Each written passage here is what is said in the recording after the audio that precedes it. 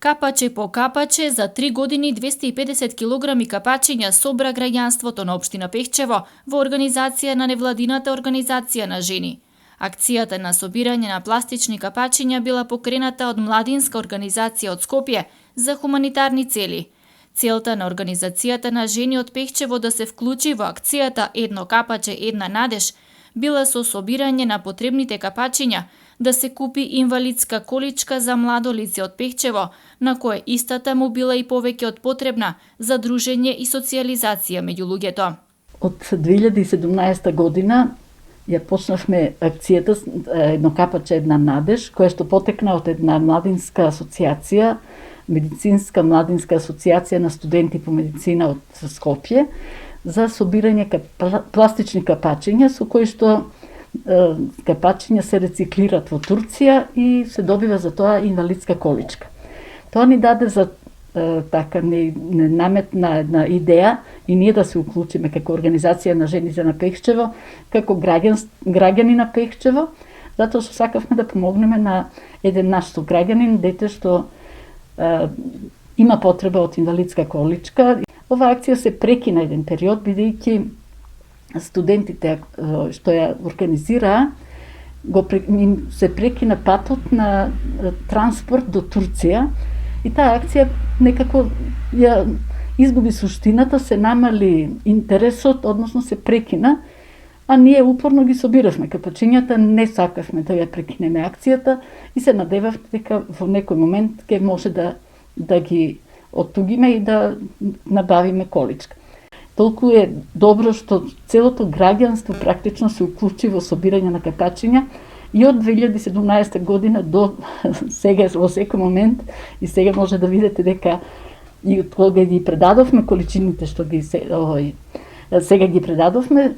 пак донасат, тоа ќе продолжи, значи акцијата ќе продолжи да собирање на капачиња, се стекна навика да се чуват тие капачиња, се собират, да не се фрлат било каде и едноставно ако се успее да се помогне. По стопирањето на акцијата од првичната младинска организација, организацијата на жени не застанала со собирањето на капачиња и нивната упорност се исплатила, бидејќи акцијата била продолжена преку Министерството за животна средина во соработка со Пакомак и истата реализирана. И така, пратејќи, чекајќи, не знаеме ни што чекавме, меѓутоа забележав една статија дека Министерството за животна средина